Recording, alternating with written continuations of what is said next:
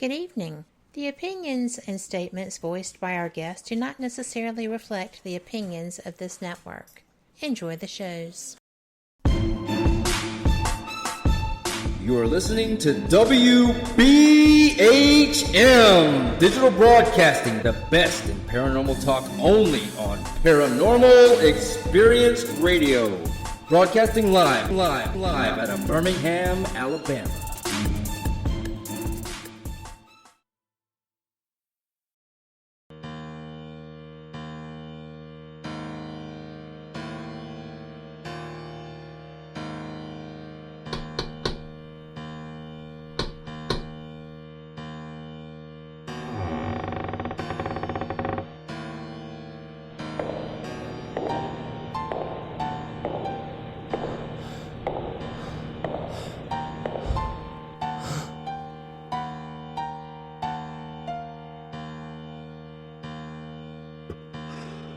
We've been expecting you. Monday, time for our maven of the supernatural, Denise Pridemore. This is the Paranormal Pride. Join to listen and chat live on WBHM-DB.com or Spreaker app. Search WBHM-DB every Monday at 7 p.m. Central for your supernatural paranormal fix. Welcome to the Paranormal Pride, where the show is about the guest and the listener.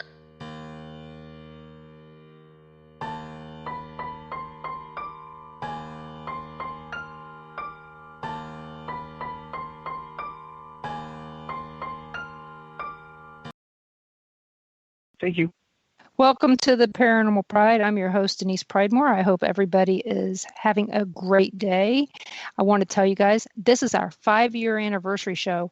I can't believe that I've been able to do this for 5 years. I have no clue what the number of shows is, because my next milestone is going to be 200 shows. So I hope everybody here is ready for a great show. And I forgot to ask William how to say his last name. So we have William on from he was recently on the Ghost Adventures for the Franklin Castle, and afterwards there was a lot of press around how you felt about the show. So William, what is your last name? My last name is Krejci. Krejci. Spelled very funny. Krejci, yeah. It's a Czech name. It simply means tailor. So It's very easy. Yeah. So, easy one. But yeah, it's Bill Krejci. Yeah, Bill's fine. Well, welcome to the Paranormal Pride. And we watched that episode.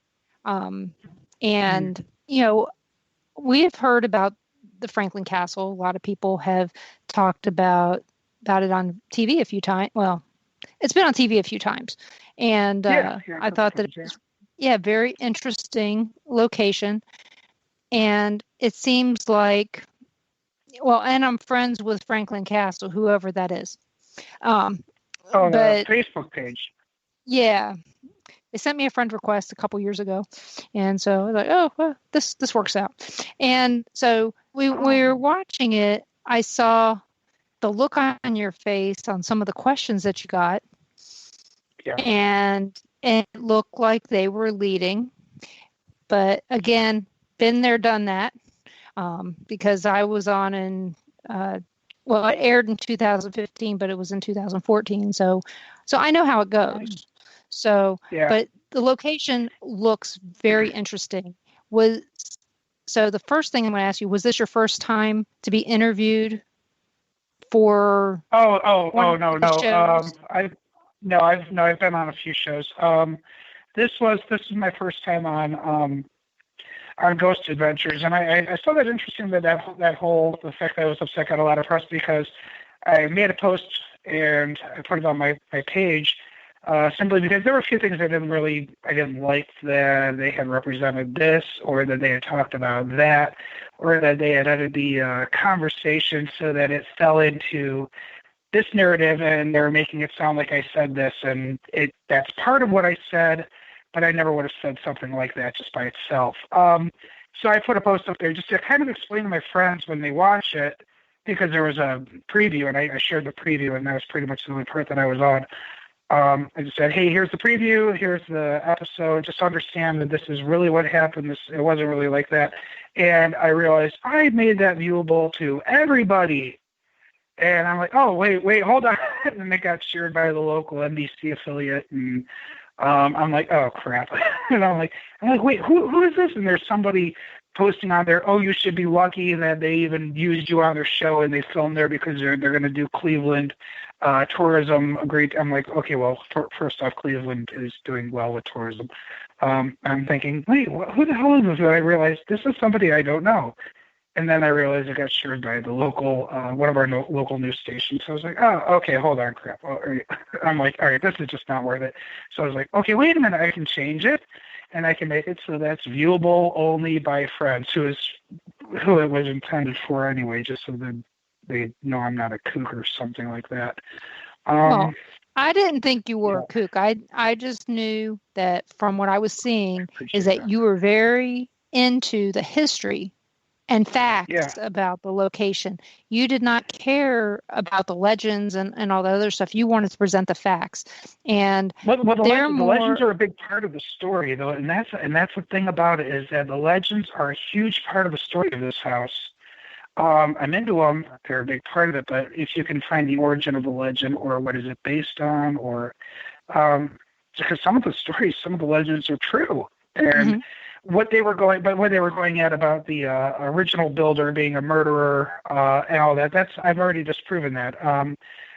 John Myers and I co-authored a book about the Franklin Castle called Haunted Franklin Castle. That's the name of the book. I mean, it was not the title I was going for, but that's the History Press. That's what they went with. We really debunked all that when we wrote the book, and the book has been out for 3 years now. And at the time, that was 25 years of my life in research and about 10 or 12 years of his life that we had put into this. And they were just kind of trying to discredit the work and saying, well, he might have murdered somebody. I'm like, no, he didn't. But there were bones found in the house. Yes, there were. They might have been planted. Well, they might not have been. We don't know. Well, he's like, well, you don't know, so it might have been someone that was murdered. I'm like, well, what I'd said was something to the effect of, well, I have a feeling they were probably stolen from a cemetery, so not knowing who it was, yeah, anything's possible. And he's like, aha, and that's what he went with, and that's what he put on the show. So well, I had a similar thing, yeah. So yeah, you can tell in mine that they cut up my speech, and it irritated me. And it's like, oh well, I can't change it, because when I signed that little piece of paper, it gave them rights to anything that I said at that time. Yeah, and they could edit it. I can definitely see editing for time or for content, because sometimes, when you interview somebody, it's okay. Great case in point would be like someone just rambles on a little bit. Like, okay, we're spending the next couple hours talking about this. Okay, you want to condense that down to about 2 or 3 minutes. Stuff is, of course, going to have to be cut, but you don't cut it to change what they'd said to fit your narrative. That's lowbrow, and that's low class. Well, and sometimes they pick a story that they're going to go with regardless before they even get there. And I found it interesting that he introduced the word curse when he was talking about the castle. That's a term that has never been used with this house until they came in to shoot their episode. Nobody, not on any podcast, not in any book, not on any website, nothing. No one had ever used the term podcast or in any podcast or article or anything.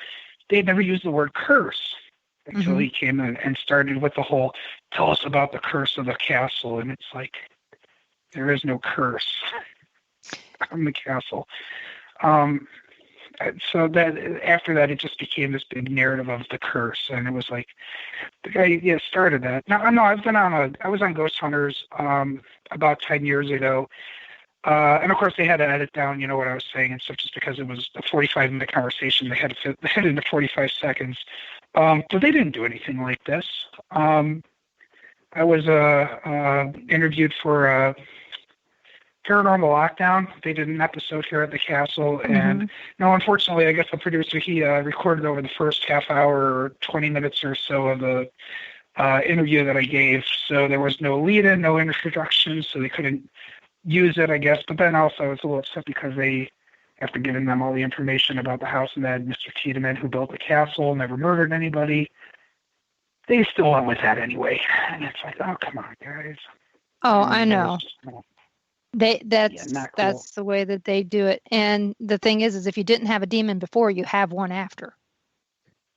So yeah, that seems to be the new trend. Is that there's some dark and powerful ominous force at work now, and it's like, yeah, all of a sudden, so demons sell, I guess, and demons means ratings, so that's like the new thing that they're doing. So, well, I have to say, the demons, they don't realize if every place has a demon, they may want to look inward to see if they're the one bringing them.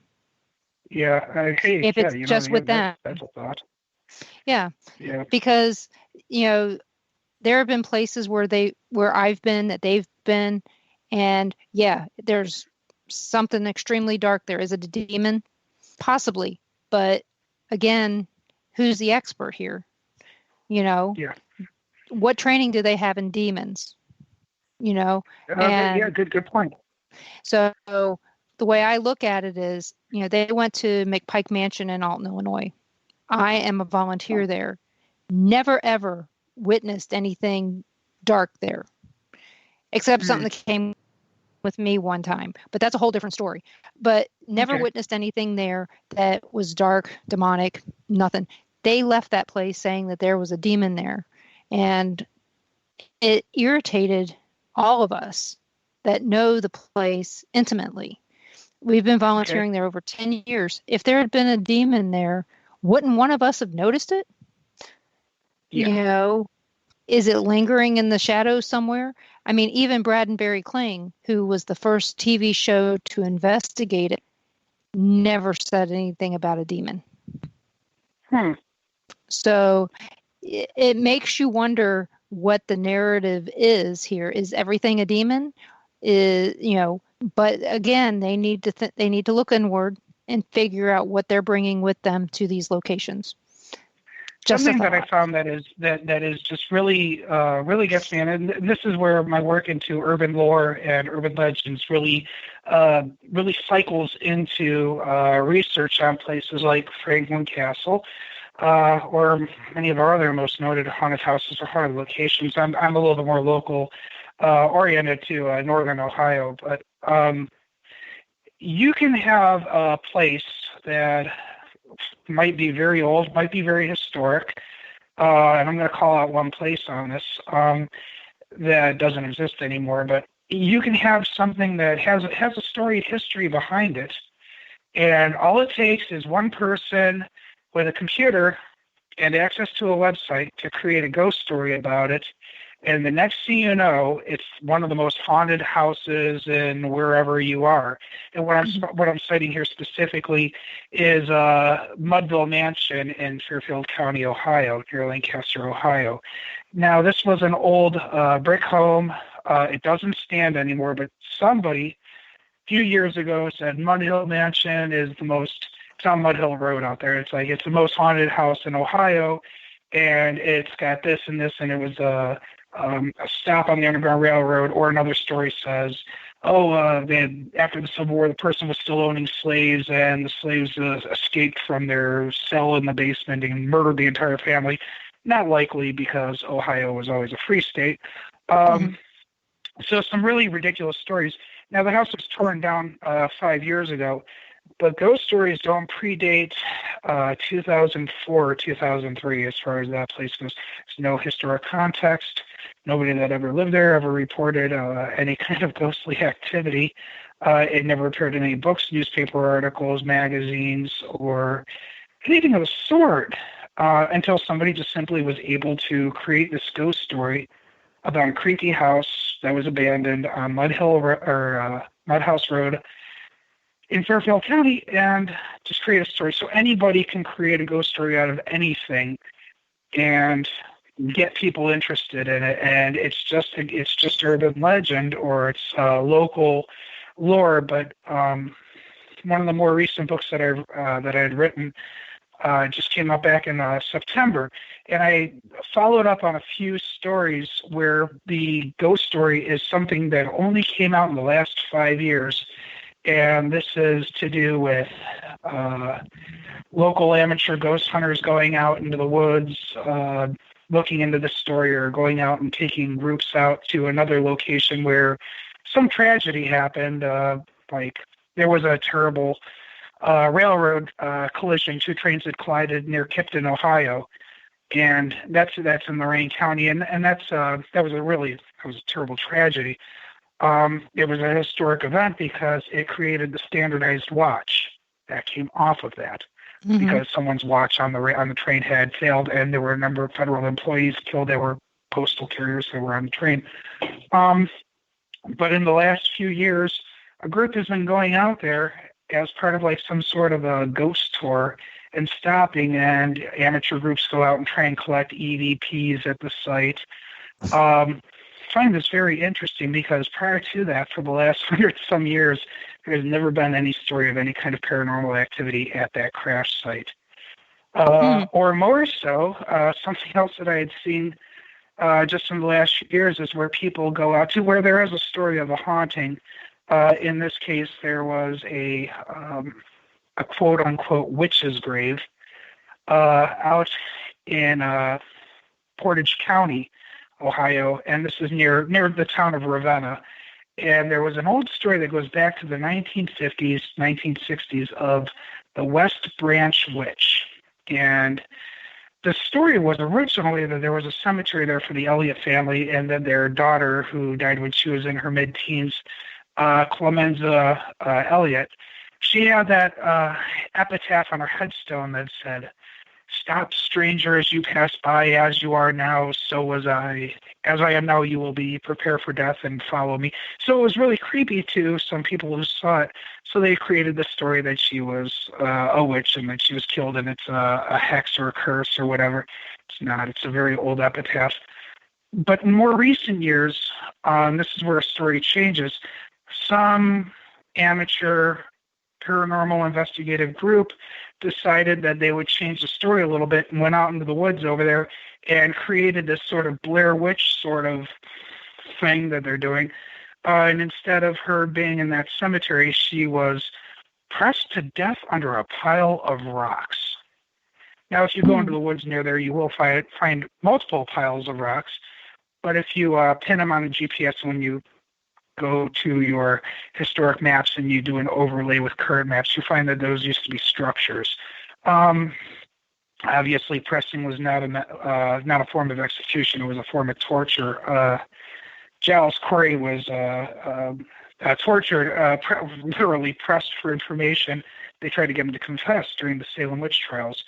It was meant for that. It was meant to force somebody to confess, not to kill somebody. Unfortunately, he didn't die from it, but it was not meant as a form of execution. But somebody just said, "Hey, no, there's a pile of rocks, and she's buried under there, too."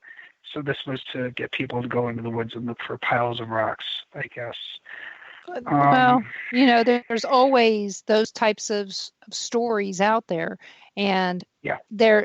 And I tell people all the time when I was doing tours at the Sally House that every story has an origin, and you never know which part of it's true. And sometimes the most unbelievable part is true, and the minor details are not, or the minor details are true, and the most extraordinary stuff is false. But at this time, we're going to take our first break. Everybody, you're listening to WBHM Digital Broadcasting out of Birmingham, Alabama. If you guys have any questions, please put them in the chats, and I will make sure they get asked, and we will be back in just a couple minutes.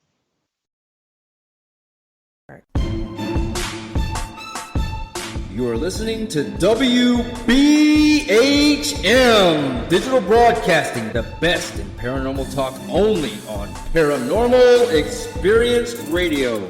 Broadcasting live out of Birmingham, Alabama.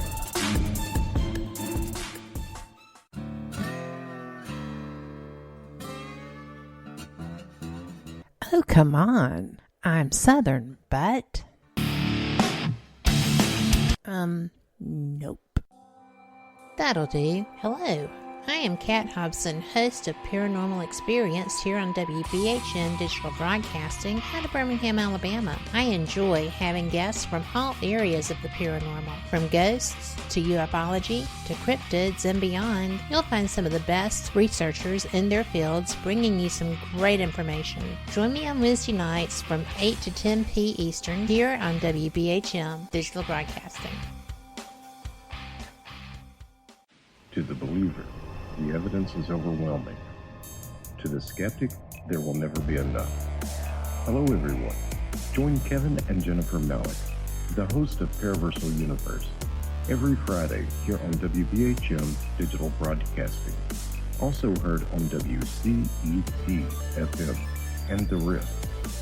Log on or tune in as they check out the mysteries found within the 8 categories of the unknown and unexplained, including ghosts and haunted places, aliens and UFOs, theology and mythology, cryptids and monsters, urban legends and folklore, conspiracies, metaphysics, and forbidden archaeology. Listen as Kevin and Jennifer interview the top minds in their respective fields as they share theories and information regarding these unsolved mysteries. For future show and archive information, one can find Paraversal Universe on Facebook, Twitter, and MeWe under various Paraversal Universe headings. So, for excellent talk radio about the unknown and unexplained, check out Paraversal Universe, where all paranormal perspectives apply.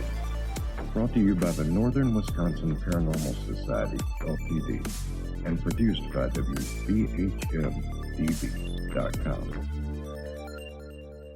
Thank you for listening to WBHM Digital Broadcasting out of Birmingham, Alabama. The time is 23 minutes after the hour. Welcome back to the Paranormal Pride, and I'm your host, Denise Pridemore, and we're talking tonight to Bill from the Franklin Castle, and we are having a really good time. And while we were on break, we did get a couple questions for you, so we're going to go ahead and start off with those before we continue on. Perfect, yeah. Did Bill ever capture anything at the castle? This is from Tom McNicholas. You met him in Cleveland, I think it was a few years ago, I think. Yeah, Let me yeah, see. yeah. He said he met you in Cleveland, so. Hey, Tom, how you doing? Did I ever capture anything? I keep it in a jar on my counter. No. No, you know what? No, I've never, interestingly, and a lot of people get really kind of PO'd at me about this. They're like, what's the matter with you? I lived in the house now for, I've just finished spending my 4th winter here. I don't paranormal investigate the house, interestingly enough. I know a lot of people will be like, man, I'd be walking around with a camcorder or trying to catch EVPs or something. Interestingly, though, I don't do that here because, well, a few reasons. One, I mean, not that I'm not interested. I mean, it would be really kind of cool to see what I catch and play at that. But I'm really not a paranormal investigator. There are more practiced hands at that than I am. But also I live here, so I kind of don't want to upset anything, and it's a pretty nice balance so far. Now, I'm not going to say that I haven't had anything happen to me here, because I have, but it's unexpected when it does happen. I'm not trying to find anything. I'm not trying to experience something. A lot of times it'll happen when I'm watching TV or hanging out in my living room listening to music, or if I'm working online on my computer. But no, have I personally captured anything? Even in taking a few photos, because the owners had asked me not to take a lot of photos because we don't post them online, obviously, because we don't want a lot of people to know what it looks like in here. Retain a little bit of the mystery of the house. But even in the few photos that I have posted online, where I'm like in my kitchen or something, or in the living room, no, I've not really caught anything. As far as that goes, my mom took a picture when we were doing Thanksgiving here a few years ago, and she did capture something kind of looking around the corner. We don't know what it is, but I don't know. She sees something there.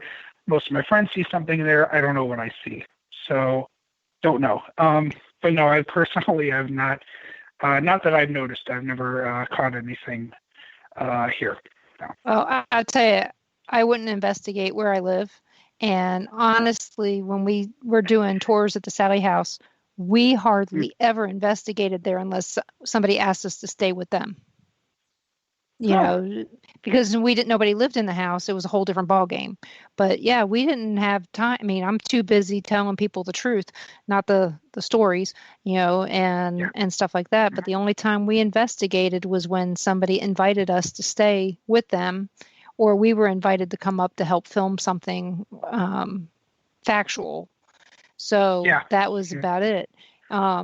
But that was us. We also lived 90 miles from there. We didn't live in the town where it was. So that's a haul. It was, and we were doing it every week in the summer, or in between September and November every year. And it got old after a while, and but that's a different story. And we're going to ask you the other question: how long have you been associated with the castle? And that's from Ron. Okay. Let's see. I moved in.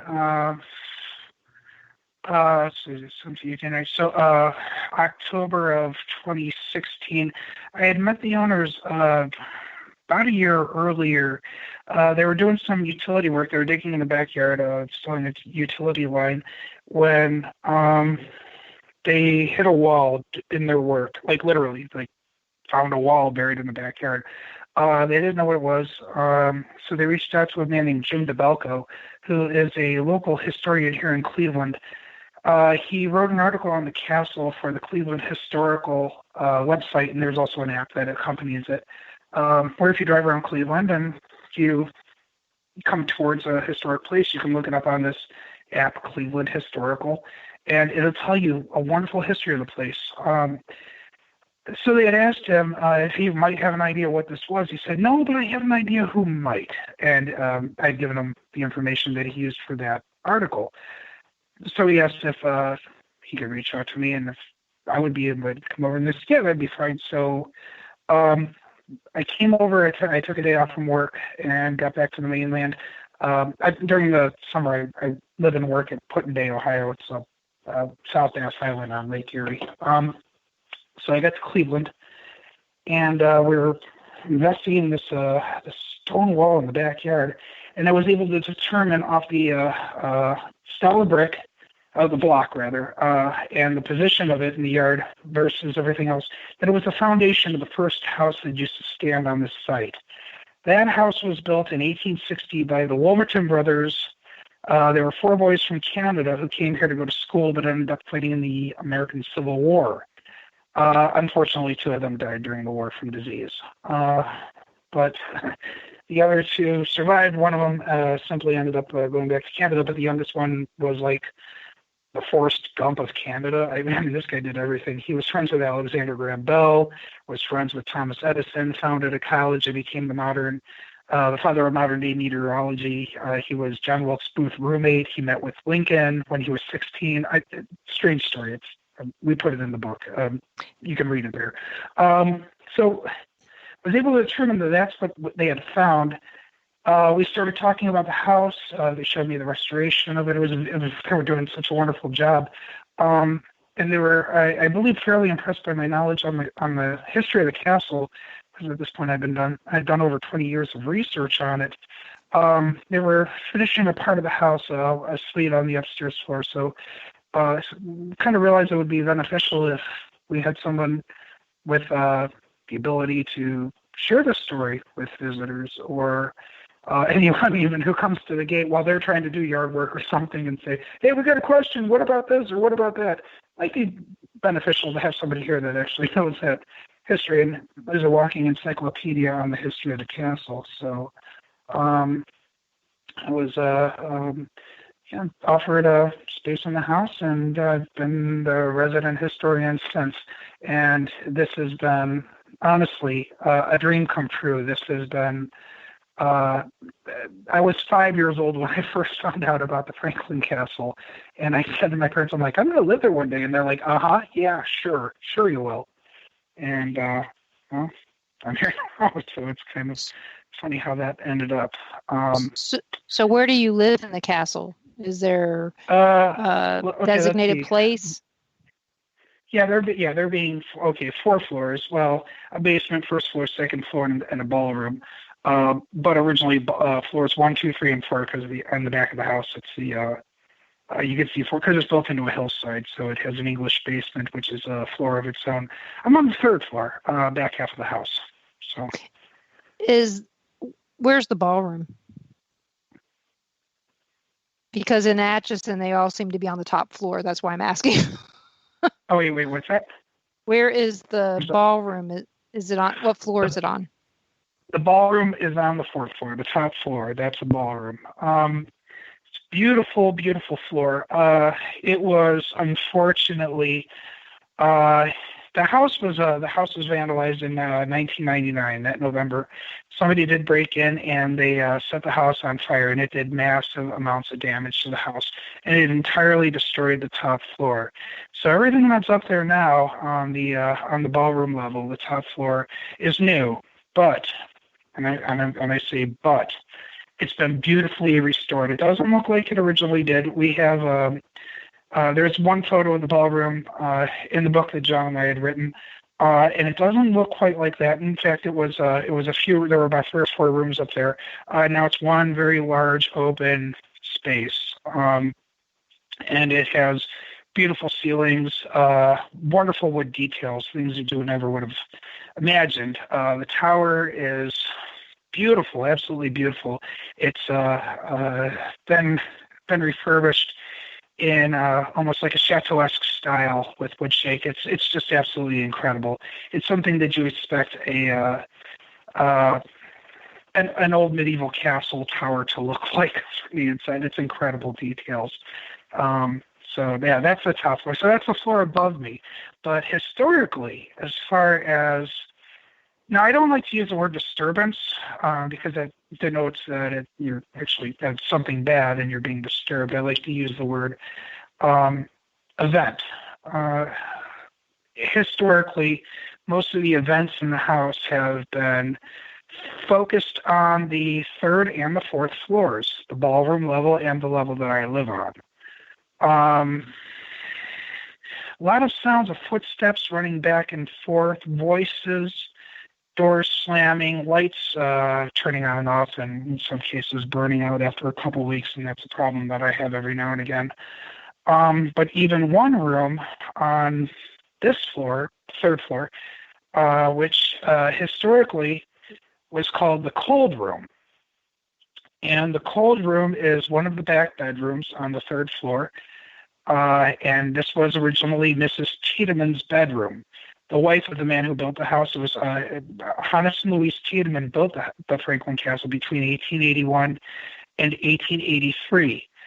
Louise Tiedemann died in this room in 1895. This was her bedroom. She had her own bedroom. Her husband had his own. Historically, though, for many years, it was called the cold room because this room was about 10 to 15 degrees colder than most of the other rooms in the house, and they could never really understand why. That was often debated. Now it does have a northeast exposure, so maybe that has some play on it. Today it's not that cold anymore because there are 2 radiators in the room. This is the same room that, according to one of the stories, and I didn't get confirmation of it, but I really also didn't get denial of it. When the Romano family moved in the late 1960s, Mrs. Romano's 2 sons from her previous marriage had also lived here. Now, they moved out shortly after, but it was because they were older. They were out of high school. Their mother was remarried and having starting a new family. That was mainly why they moved out. But the story was that they shared this room, and their blankets were being ripped off them in the middle of the night. When I asked them about this, the story was not confirmed. but it also was not denied. In fact, the one brother that I'd spoken to, he preferred not to actually talk about that, so we dropped the conversation. I'm especially interested in it now because this is my bedroom. This is where I sleep, or this is where I'm supposed to sleep. I don't sleep in, and I'm standing in the room right now. I don't sleep in here very often because of mainly one reason, and it's not because my blankets are being ripped off me in the middle of the night. I have night terrors every now and again, so I have to sometimes have like a TV on or a radio or something like that. So a lot of times I just crash on the couch in the living room with the TV going, and then I'll wake up in the middle of the night. I'll just turn off the TV and I'll crawl into bed. But a lot of times I'll just spend the rest of the night on the couch. So I interestingly, I don't sleep in there a lot, but I haven't had anything like that happen in that room. Another interesting point about that room also, back in the mid-'70s when they were giving tours of the house, they had to take the doorknob off of the closet door in this room because people were going in there, opening the door, and they'd crawl into the closet, and then they would close the door, and they'd find themselves suddenly locked inside the closet. And the owner would have to find a key to get them out. So what they ended up doing, I guess, was taking the doorknob off so that nobody could go into that closet. Nobody can get locked actually, in, yeah.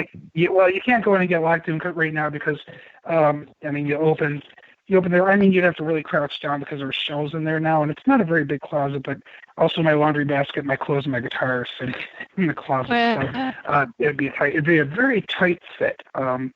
If you tried to go into that closet. But that's, again, one of the things that they just never were able to explain. One, blankets being ripped off the bed. Two, the closet. Why was it always so cold? Nobody could ever understand that either. And a lot of people like to believe that the stories of the haunting really don't predate the late 1960s when the Romano family moved in. I found out that that's not exactly true. There was a family that lived here between 1915 and 1921, and it was a doctor whose name was Ulysses Shirky, and his daughter-in-law, who lived well into the 1990s, many years. She lived to a very ripe old age. She had shared with her great-granddaughters stories of them living here, and they were only here for 6 years, but they had things move around on their own. They have their blankets pulled off them in the middle of the night also. Mm-hmm. And I got this from one of her great-granddaughters, my friend Kim, who I went to high school with, not knowing that she was a descendant of Dr. Shirky at all, not at the time. So when she found out that I had moved into the house, she was like, hey, wait, my great-grandparents lived there. And then she sent me her great-grandpa's World War I draft registration. I'm like, oh, my God, her great-grandfather was Dr. Shirky's son, Leroy. I'm like, I couldn't believe it. So she said, no. She's like, yeah. Her sisters came forward and said, no, really, our great-grandmother said that, yeah, she told us this, and that they had things move around. And they had their blankets pulled off them in the middle of the night, just like Mrs. Romano's two sons, Ken and Bill, from her first marriage. The two boys also supposedly had that happen to them as well. So there's got to be something to it. Yeah, you got some validation there.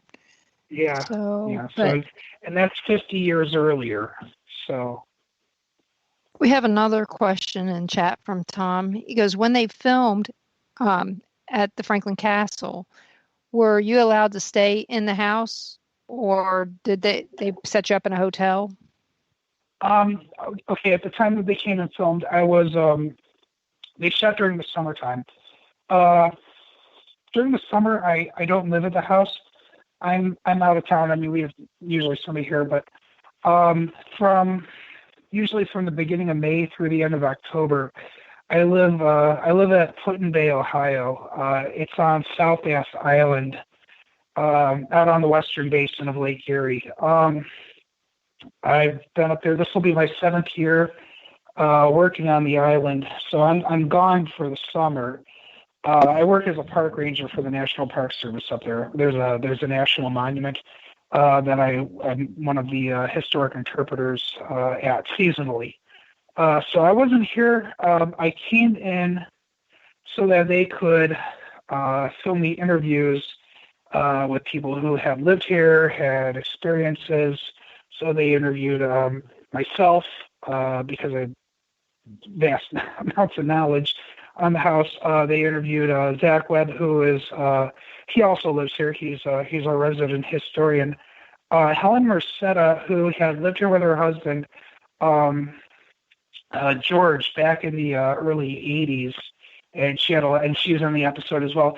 Unfortunately, though, they had also interviewed Miriam Lena from Norton Records, and they didn't put anything from her interview in the episode. That happens. I have no idea why. Well, a friend of ours was on the Pythian Castle.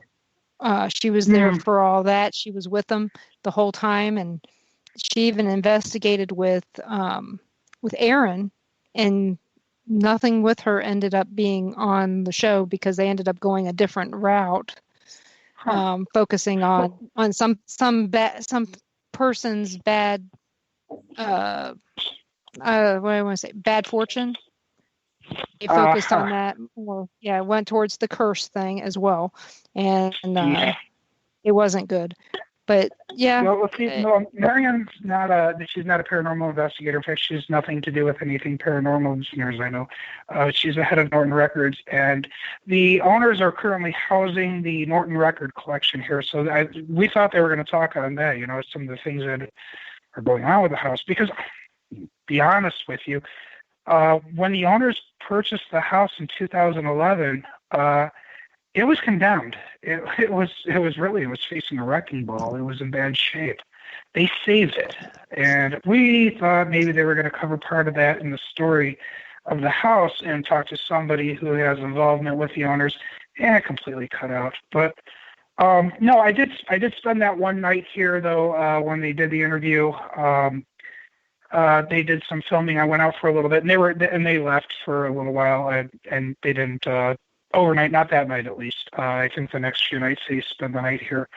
But I was just in town for just the one night. So after the interview was over, myself, Helen, and her daughter, we went out to McNamara's Pub over here in Cleveland, had a few drinks, and then at about 2:00 I came back and went to bed. And the next day I went back to the island. So, okay, well, now we're going to take a break at this point. Okay. You're listening to WBHM Digital Broadcasting out of Birmingham, Alabama. We'll be back with Bill in just a couple minutes.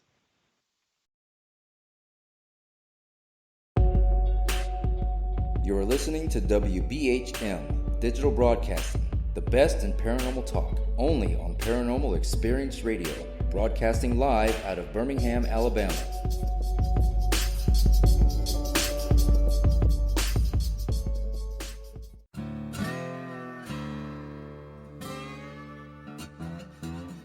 Oh, come on. I'm Southern, but... Nope. That'll do. Hello.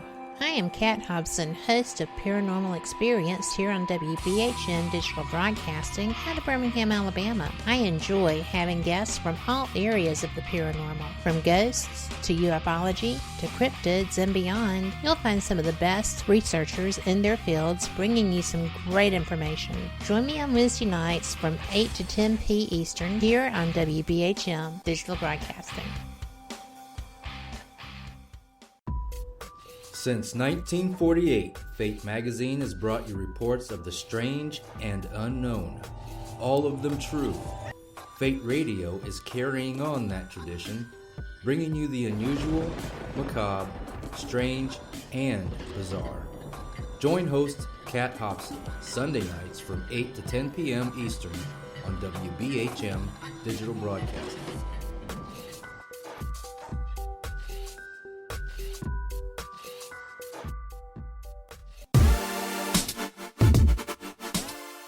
Listening to WBHM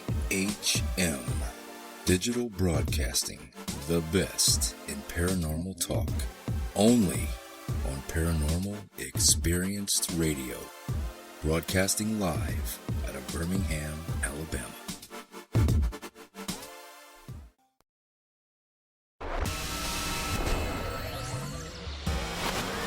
You are listening to WBHM Digital Broadcasting, Birmingham, Alabama.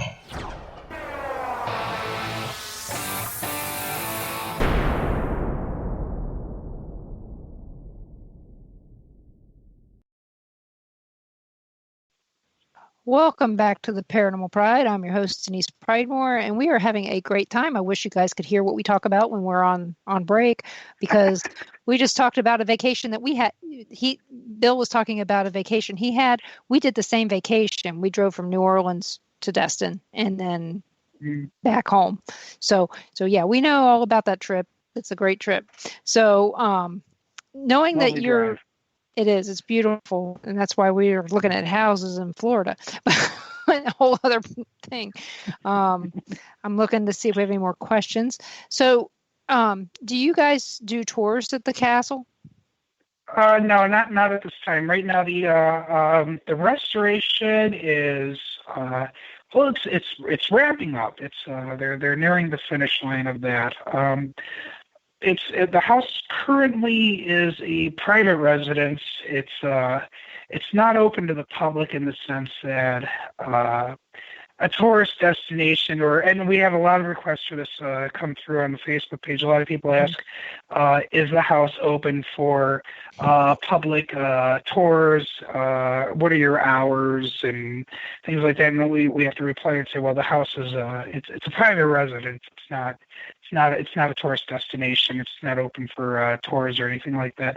Now the owners do occasionally have like friends come over or something. We've walked like a few people through like that. As far as like we're very close friends of theirs, or like I'm allowed to have a few friends over. Not right now, of course. During all of this, we're not. Things are starting to relax a little bit, of course, and it's of course maintain social distancing.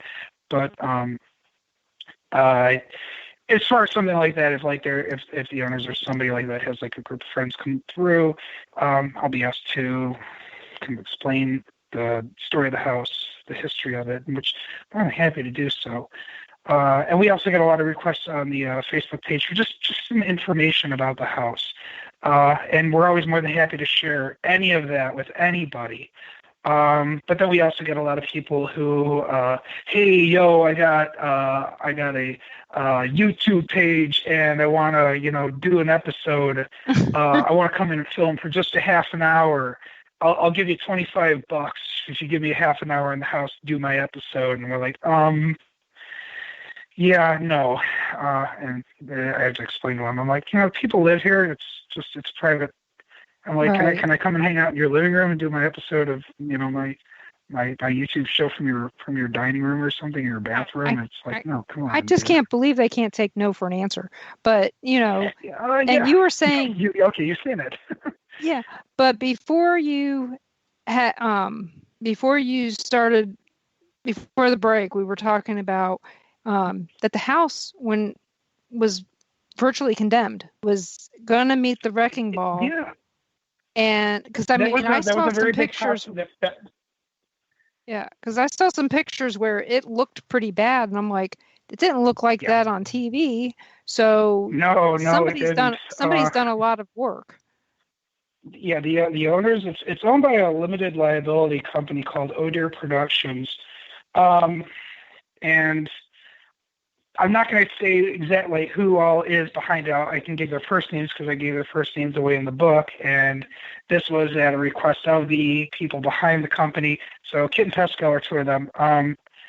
They really put a lot into this house. I mean, a lot of heart, a lot of wonderful ideas. I mean, I'm standing in the kitchen right now, and I can't show you a picture of them, but I can tell you right now that the cabinets in this kitchen, they're all maple cabinets, are beautifully painted with green and red and teals and these beautiful floral medieval style patterns that Kit actually hand painted each individual cabinet door.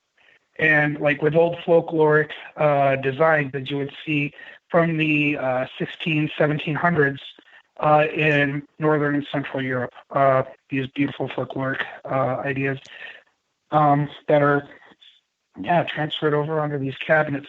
They really put a lot of heart into it. This is just a labor of love for them. Well, And they did. They that's saved what you the want. house. Yeah. So I mean, it was like I it was said, in pretty bad shape.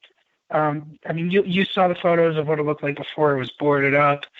I was in here in 2005 and again in 2006, and this is only within about 5 years of the about 6 years or 7 years of the fire. And the floors were stripped down to the subfloor, the basement level, the lowest level. It was down to the dirt.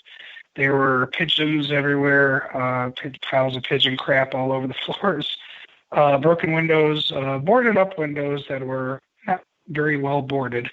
And the house was just falling further and further into a deeper state of disrepair. yeah, every rain, every sunny day, every snowstorm made it worse. Yeah, now the roof was saved by the woman who had owned the house at the time. Her name's Michelle. She did save the house from further damage after the fire because she replaced the ceiling and the roof of the top floor, the ballroom floor. So she did put a new roof on it, did restore all that, and even had some architectural details restored, which used to be on the house that were destroyed in the 1950s. A beautiful dormer on the front of the house. Now, she did have that replaced with a new sandstone dormer that very much looks like the original one that was there. I believe she had the photo to work off of. There's a copy of it in the book. Not a very good copy of the photo, mind you, but you can see it, and it's very close. So she did that, and she did save the house from further damage. But then it was neglected. Somebody had come in. Someone had tried to turn it into a club, and unfortunately, it didn't come to fruition. It would have been a wonderful club. It really could have. It had a lot of potential. It could have been something terrific, but a lot of it just never happened. And during that time, the house just fell into further disrepair, which is very unfortunate. So. It is, but apparently it was meant to be what it is now. Exactly. And we even talk about, in the book, we said how sometimes the most unlikely of events lead to this. Someone can walk onto a stage and not know that they're a part of the performance, and suddenly they are, and they're shaping the rest of the play or the end of the play for now till the next one starts. So the fact that the owners came in when they did, it was a game changer, and they really saved the house, prevented it from being knocked down. They did save it. And it's just, I can't tell you how fantastic it is that they had, because if Cleveland would have lost a gem like this, I mean, that would have been a dagger to the heart for the city. I mean, well, yeah, every city has that. Houses. Yeah, every city loses houses to urban sprawl and urban growth, so they say. And a lot of the historical buildings get torn down for a apartment complex, or worse, sometimes projects, or to just make a parking lot. That's some of the things that I've seen. I mean, I grew up in Baltimore, and a lot of the historic buildings got tore down in the 1980s because the area was so degenerated. And now it's going back to that again. Those same buildings that they saved may be lost again, or lost for permanent. But, they even tried to tear down Edgar Allan Poe's house in downtown Baltimore. But it was because they didn't have the money to keep it. So a bunch of people, paranormal investigators, went in and were able to save it. I mean, not that paranormal investigators save everything, but, there are certain things that the paranormal teams are known for, and saving old buildings is one of them. So we had a very, very beautiful house. It was small. It wasn't very large. It was over here on the west side of Cleveland, and it was the old Brainerd house. And unfortunately, it was torn down. It didn't have any ghost stories attached to it, so we didn't have any kind of a backing for that. But everyone from local civic groups to our one of our city councilmen over there, Brian. He tried to save it. We even tried to get it moved out to one of those. There's a it's called Hill Farm and Village, and it's in Summit County, south of Cleveland, or even for us, the museum, which is here in Cuyahoga County. We tried to get it moved, and nobody wanted to take it. And it was one of the oldest standing houses in Cleveland, dates to the 1840s. It just got knocked down. But yeah, which is a real shame. But there was a local architect named David Ellis, and he went over there with his crew, and my friend Pat and I were doing roofing at the time. I voluntold Pat to we're going out there. We're bringing ladders. So we showed up, and they took their photos. They took their measurements. So now it's part of the Historic American Building Survey. So it's preserved as far as that goes, but the building itself is gone. But if somebody wanted to, they could rebuild the house new with existing photos and measurements and renderings. And Dave Wilson since then he's had a hand in the restoration of the castle. So, and his office is right up the road too. So he's here on the west side of Cleveland. I didn't know that many years later that I'd run into him again over here. So it was just kind of funny how that happens. Okay, well, we have a question from Kat. She asks, she's asked if you are a parrot head because there used to be events in Put-in Bay that were related to that. Yeah. Okay, Oh my God. Cat is a parrot head. Oh, Cat. We got to ask if Cat goes to the Flocking of the Faithful. There's an annual gathering up at Put-in Bay where all the parrot heads go up in the summer, and they do one, I guess, like halfway to the Flocking of the Faithful in Port Clinton, right there across the water from Put-in Bay. And I made it to the Flocking of the Faithful this past summer was kind of not very well attended from what I was able to see. My friend Coconut Pomps, he's the parrot head. He's also a taxi driver up at Put-in Bay. I could write a whole book about that guy. But I did make it up to the halfway to the flocking over at Mr. Ed's over at Port Clinton, and I did meet some very colorful characters. Yeah, I'm a Buffett fan. I love Buffett. You know, he's good. You know, it's not my favorite, but he's got some fun music. I've never been to a Buffett concert, but I love Buffett. I listen to more Mazzy Star, Chris Isaac. I'm more rockabilly, mope rock. Surf rock. Well, Cat loves going down the dead movement. Yeah, Cat goes to Key West a lot, so she's an official parrot head. Oh, and I've never been to Key West. Okay, so my buddy Bobby Hill works at the southernmost bar at Key West, and he comes up once in a while in the summer up to Put-in Bay. His brother David owns Topsy Turvies, where they have a jam night that I play at every Monday. Up at Put-in Bay. So Put-in Bay's sister city is Key West. So we have Put-in Bay days. I guess they do that down in Key West, and I've never made it for those. But they also do Key West days up at Put-in Bay in the summertime. So and then the island entertainers, they go up at Put-in Bay. They go down to Key West for Put-in Bay days, and then in the summer the Key West entertainers come up and play Put-in Bay during the summer. So Put-in Bay is just such a great place. It's people call it the Key West of the North. I call Key West the Put-in Bay of the South. I say, hey, no, I think we're older than you guys. So we were settled first, that's for sure. So, thanks. That's a good question, Kat. Thanks for asking. Though. Well, she says that she goes to Meeting of the Minds every year, and I am a member of the Buckeye Parrot Head Club. And she knows the guy you were talking about. Small World. Okay. Yeah. Bobby Hill. So the good news is we're at the top of the hour. We're going to take our long break. So everybody, this is the time to run and get your drinks and do whatever it is you got to do. And come on back. You're listening to WBHM Digital Broadcasting out of Birmingham, Alabama. If you got any questions for Bill, please put them in the chats. I will make sure they get asked. But we will be back after the top of the hour news break.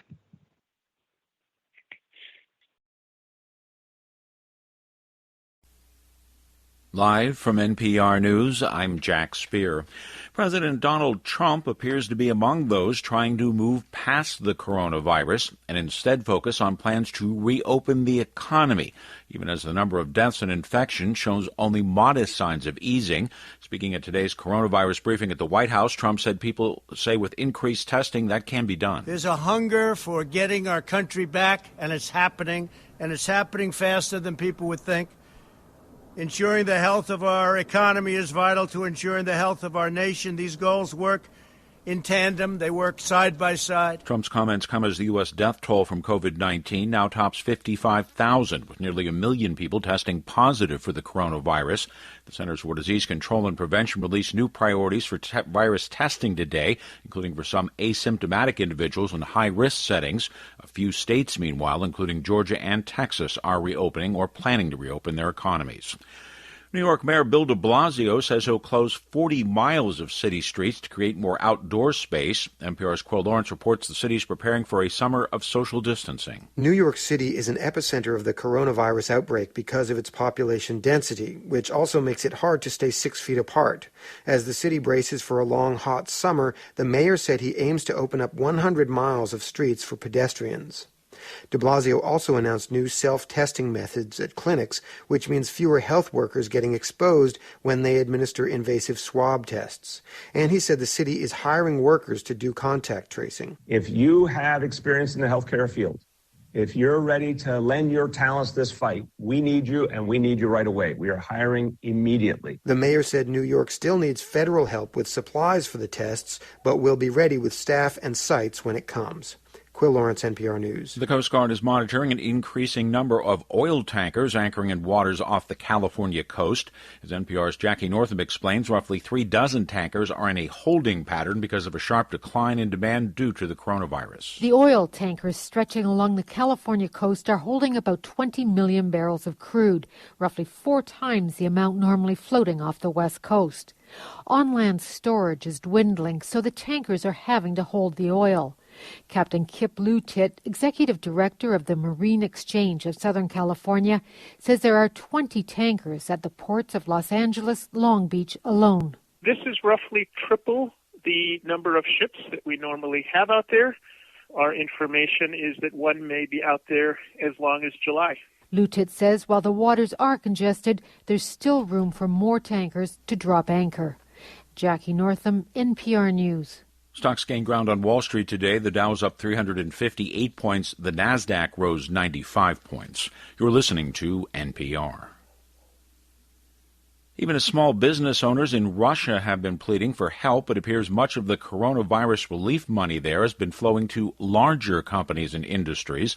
The Kremlin's anti-crisis measures to date appear to be largely focused on big state-owned firms, with a fear of opening up state coffers at a time government revenue is drying up due to a plunge in worldwide oil prices. Many smaller firms, which employ about a third of the country's workforce, have been shuttered. With cinemas closed worldwide, more than 20 international film festivals are teaming up to present a 10-day online film festival. NPR's Bob Bondello has that story. If audiences can't come to the movies will have to come to them. That's the premise of a 10-day free event starting May 29 on YouTube. It's called We Are One, a global film festival. Organizers promise a slate of new and classic features, shorts, documentaries, and filmmaking conversations curated by international film festivals from Tokyo to Cannes to Sundance. The event, which will benefit the World Health Organization, comes in the midst of a pandemic that has shuttered nearly all the world's cinemas, a moment when the future of cinema itself is unclear. The organizers hope to remind audiences of the power of movies to inspire and bring people together until the day when people can again actually come together. Bob Mondello, NPR News. New York State announced today it is canceling its Democratic presidential primary that was slated for June 23rd. Democratic members of the state's Board of Elections voting today to nix the contest, though the state will still hold its congressional and state-level primaries on that date. I'm Jack Speer, NPR News. You're listening to WBHM, Digital Broadcasting, the best in paranormal talk, only on Paranormal Experienced Radio, broadcasting live out of Birmingham, Alabama. Welcome back to WBHM Digital Broadcasting out of Birmingham, Alabama. The time is 5 minutes after the hour. Welcome back to the Paranormal Pride. I'm your host, Denise Pridemore, and Bill is just a wealth of information. He is sharing so many things. I don't even know why I'm here. So he's keeping me on my toes because, there's not a lot of people out there that have a love of facts. And so you and I are kindred spirits on that. And apparently you and Kat are kindred spirits on the Jimmy Buffett parrot head stuff. So which is good. We're glad we all have something in common. But yeah, in my case, I like researching the facts on a location. And so when you did your research, how did you go about it? Thank you for asking. That's a terrific question. Thank you for asking. Started with legends, what was known, or at least what was whispered out there, what had been said. Not what you could find on websites because this is the early 1990s and websites didn't exist. There was one book at the time called Haunted Heartland, and it wrote a chapter called House of Evil. And that's what I had to go off of. That's where all these stories appeared. And they had used, I found out later, multiple newspaper articles for writing that chapter. But that was it. That's what we had to start with. So it was 1992, and I think I photocopied that chapter out of the book for a project that for one of my classes in school. And I really wanted to find out what the truth was. So, I went over, took pictures of the castle. Cool house. I'm using Polaroid. Okay, so it's 1992. Okay. From there, I'm like, okay, well, what are the historic facts that we can find? So, went, and I didn't drive at the time, so I'm with my mom. And we went over to Riverside Cemetery, where the family is buried, the Tiedemann family who built the house, and started with that research and going through the burial ledger, find that one of the stories is that Mr. Tiedemann and his wife had 3 children that died mysteriously in 1883. Going through the burial records, we found out, no, they did not die in 1883. They were buried on the same day, though, in 1883. They had died between 10 and 20 years earlier and were relocated from another cemetery. Common practice. So that's where that story came from. Yeah, they were reinterred from Monroe Street Cemetery here on the near west side. I found out years later that they were buried. They were originally buried at his sister and his brother-in-law's family plot, but then they were moved that summer of '83 when a neighbor of theirs had passed away, and they offered the spot to him. But then his wife might be like, "Well, I might want to be buried next to him." Well, unfortunately, that plot is taken by the children. So by this point, 2 years earlier, Mr. Tiedemann had purchased a family plot at Riverside and had his wife and his daughter and his mother buried there. So why not? Let's move the kids. So he moved the other 3 children, left this other spot open, and a few years later, when that woman did die, she was buried beside her husband, and their name was Youngless. And they're still buried there today. So that's where that story started. Everything after that, it was doing property research on the house through title transfers, through the county recorder's office. Newspaper articles are incredible. They're a great original source. If you're looking for where did a story start or who was somebody, or you can go and you can get on, well, you can do it online or you can do it the Western Reserve Historical Society or even your local library. A lot of these places have old newspaper articles on microfilm. And if you want to find out about somebody, especially if somebody as famous as the guy that built the castle, you can look up their obituary. And Mr. Tiedemann's obituary is a fountain of knowledge. Interestingly, one of the stories that emerged was where it talks about him and says that he died of a massive stroke while walking through the park on Sunday afternoon in January of 1908. And he was like God himself had struck the man down for his wicked ways, and it says this in his obituary. I'm sorry, I have every copy of his obituary from every newspaper, and nowhere does it say that. He died at home, surrounded by his family at 3 o'clock in the afternoon. He died in his bed. So all this stuff about the park, it's not true. So where did that come from? One author created it, and she's notorious for creating a few other things. And I'm not going to out her because it's just not a cool thing to do. But that's where that started. And his obituary is very, very eye-opening because it talks about his earliest time in the United States, where he apprenticed as a barrel maker. His first years, he became a grocer. So this was from there.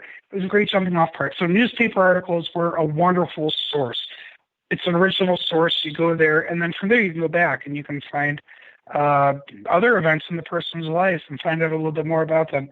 Fortunately, with the advent of the internet and search engines and websites like Genealogy Bank, which you're supposed to use it's a newspaper article, and you're supposed to use, or a newspaper archive, and you're supposed to use it for looking up, family member, here's Joe Johnson, my great-great-grandfather who lived in the 1870s, and here's an article about how he got arrested for pilfering something. I'm just thinking. Oh, yeah. People don't realize how great that is. Yeah, because you can look up keywords, date ranges. So if you look up, great example, Hannes Tiedemann, the guy who built the castle, I was suddenly flabbergasted to find over 300 articles that name the guy, or H. Tiedemann, and it's wait a minute, well, they're mostly advertisements. But there are some very cool things in there. Wedding announcements for his son, his daughter. The weirdest thing that ever actually happened to the guy, he had a summer house out in Lakewood, which is just the next town next to Cleveland. It's right on the lake. It's just west of Cleveland. They considered it a country estate back then. It's now mostly duplex houses and apartments. And there are some individual houses. It's where I lived when my ex-wife and I were married. Beautiful town. I love it. And a lot of bars. That's where he had a summer house right on the lake. He had a cow born with 2 heads around the early 1900s. That is the weirdest thing that ever happened to the guy. And there was an article about it in the newspaper.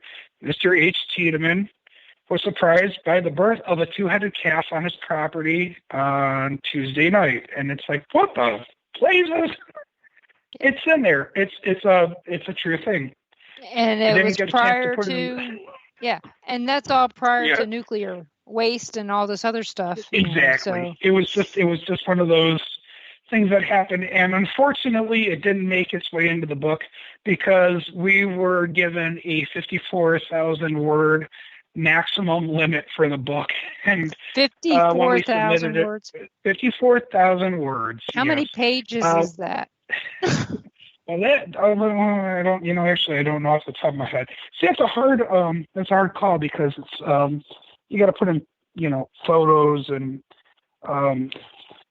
everything. I don't know. Let me pick up a book and take a look. That would be son of a gun. I don't even have my glasses on. Anyway, yeah, it's big. We originally started off. Well, 54,000. It's really not that much. It's 172 pages. Oh, yeah. Well, no, that's not that bad. That sounds like a couple evenings reading. You can probably get through it pretty quickly. But there's also an index in the back of the book and everything else. We started off with close to about 95,000 words. And we had to cut out about 40,000 words out of the book. I've heard that can be hard because sometimes it's I cut out the best part, or this part would have been great in there because it would have explained some more of this. It's like leaving the butter out of the mashed potatoes. Exactly. There were a few parts that we did have to cut out. Now, some of it was a little, I wouldn't say, well, we didn't really take anything that was off topic or that was important. We didn't really remove anything very important. We just greatly condensed it. We couldn't go into better detail on a few points, and we couldn't word it the way that we really wanted to because, I mean, John and I are both, well, John more than myself. John's one heck of a wordsmith. He's a very eloquent speaker. But we couldn't put the verbiage in there that we wanted to let the story flow. So it kind of comes off as a little bit of a dry humor, or a dry history rather, in most parts. It would be a better way to describe it, I suppose. Because it didn't flow the way that we really wanted it to, because we had to condense sentences down, make sentences, just because we were so constrained with our word count. Now, that was very interesting, though, for them to give us even 54,000 words. History Press usually gives you between 35,000 and 42,000 words. They made an exception for this book. So we were very grateful for that. Yeah, very lucky. Because otherwise it was going to be like originally they were like, well, maybe we can do it as 2 books. And the first part be the history of the family, and then the second part be the haunting. And I'm thinking, maybe that would work. That would be great. And then they changed their mind. They said, no, we just got to do 1 book. I'm like, okay, that's gonna bite. But okay, all right. I'm like, yeah, we can make it work, and we did. But it's gotten the occasional 1 star on Amazon ratings where someone's like, boring history. And it's like, oh, well, then don't read it. It even says in the back what it is. Then don't read the book by the guy that Ghost Adventures interviewed in Denver about the Peabody Mansion, because it's a doorstop.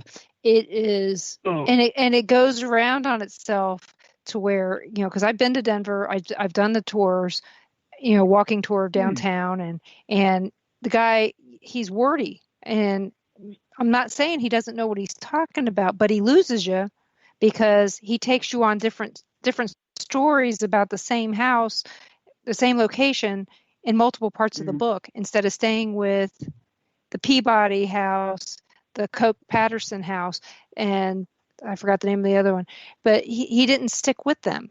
He would talk about them in this era, and then this era, and then this era, and it would makes your mind go crazy. But knowledgeable as heck. He knows his history of downtown Denver like the back of his hand. But he lost me, like he did the Ghost Adventures guys, where they were laying on the sidewalk, and another pose later on, and they go 45 minutes later, they're almost sleeping on the sidewalk. That's kind of how the book was as well. And I had shingles at the time that I was reading it, so I was a captive audience. Yeah, ouch. I couldn't. So, but you know what? We got another break coming up in about a minute, and all right. On what are the names of your books? The books. Okay, well, I've written 3 mystery novels before all this. The Jack Sullivan mysteries. You can find them on my website. My first nonfiction book was Buried Beneath Cleveland, Lost Cemeteries of Cuyahoga County, where I found over 50 cemeteries in this county alone that nobody knew existed.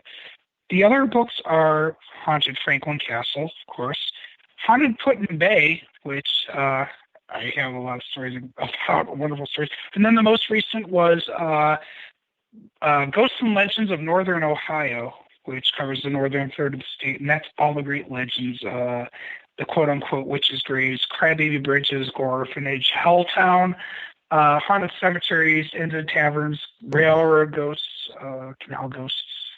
It's all over the place. All are about local legends. Well, then I'm going to have some questions for you about Helltown, because I saw that horrible documentary. Oh, gosh. I know. Yeah. So everybody come back. We're going to talk about Helltown when we come back. You're listening to WBHM Digital Broadcasting out of Birmingham, Alabama. We'll be back in a couple minutes. You are listening to WBHM Digital Broadcasting, the best in paranormal talk, only on Paranormal Experience Radio, broadcasting live out of Birmingham, Alabama.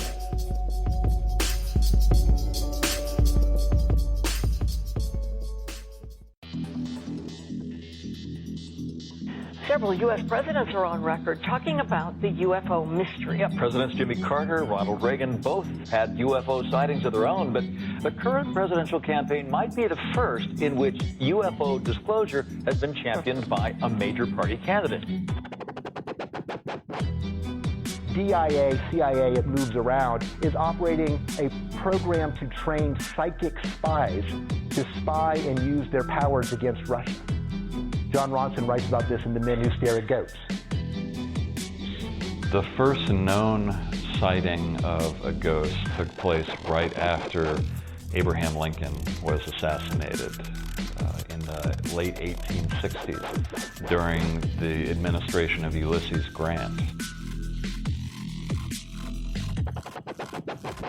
Project Paperclip, Clinton releases it all in 1998.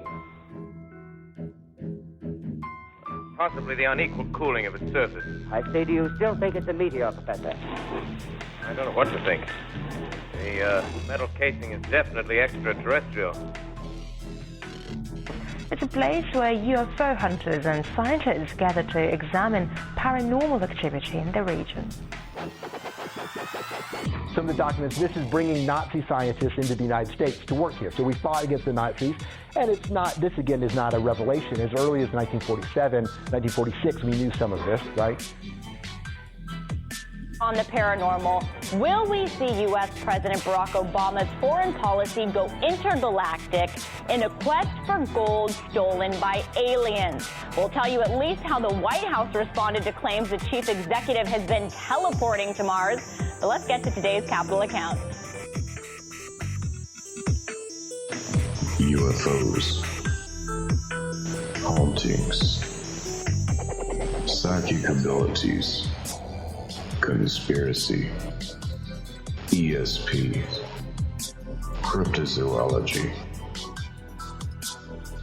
There are many things that remain unexplained in the inexplicable world around us, and we're talking about them here, looking for answers on WBHM Digital Broadcasting, Birmingham, Alabama.